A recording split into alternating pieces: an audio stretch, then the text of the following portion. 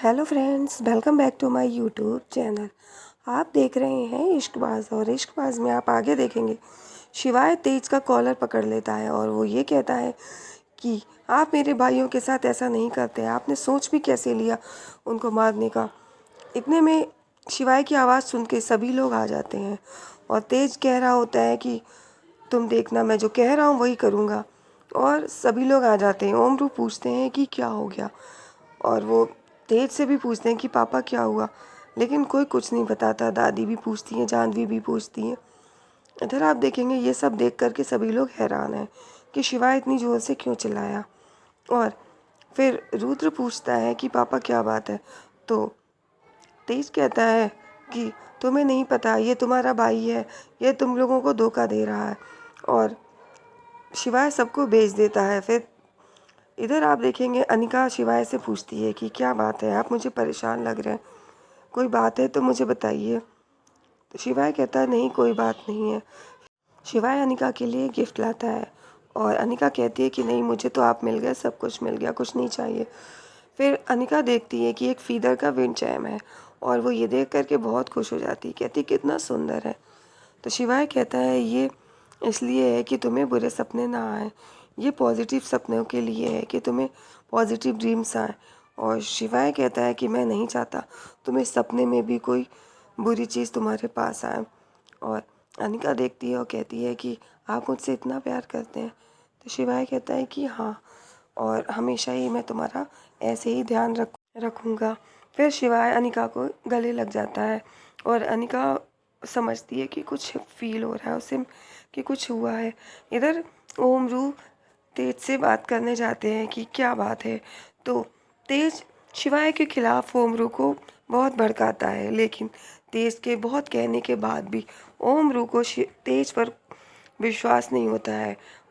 वो शिवाय पर बहुत ज़्यादा विश्वास करते हैं। इसीलिए फिर तेज कहता है कि तुम लोग अभी मेरी बात नहीं समझ रहे हो, कल को जब मैं नहीं रहूँगा तब तुम्हें मेरी बात का एहसास होगा कि मैं तुमसे सही कह रहा था। और तेज की इस बात पे ओमरू दोनों लोग सोचने लगते हैं और तेज वहाँ से चला जाता है। फिर इधर शिवाय फ़ोन पे बात कर रहा होता है और फिर वो भगवान जी से कहता है कि आप ध्यान रखिएगा, आप राम थे और मैं इस घर का राम हूँ, दादी कहती हैं, और मैं चाहता हूँ मैं मर्यादा में रह के सब काम करूँ। और इधर शिवाय रात भर जग करके काम कर रहा होता है। सुबह अनिका आती है और देखती है इतने सारे कॉफ़ी के कप, और वो ये कहती है कि आप पूरी रात सोए नहीं। तो शिवाय कहता है कुछ ऑफिस का काम था और मैं इतने दिन ऑफिस नहीं जा पाया तो पेंडिंग रह गया। इधर तेज फ़ोन पर किसी से चिल्लाकर बात कर रहा था।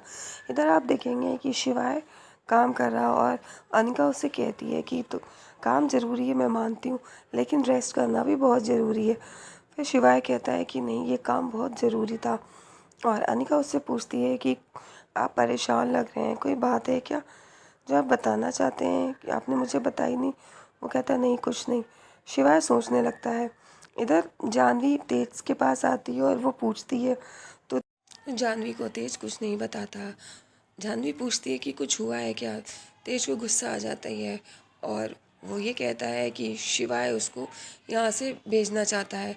फिर इधर आप देखेंगे कि तेज को पता चलता है कि सारे शेयर्स शिवाय ने अपने नाम पे करवा लिए हैं, और वो ये सुनकर बहुत गुस्से में आ जाता है। इधर उसके कर्ज वाले उसको पैसा मांगते हैं, और इधर आप देखेंगे कि शिवाय से उमरू बात करते हैं कि सुबह सुबह वकील साहब यहाँ क्यों आए थे, क्या बात थी, कल रात को इतना बड़ा झगड़ा हुआ और सुबह वकील आए, क्या कोई बात है।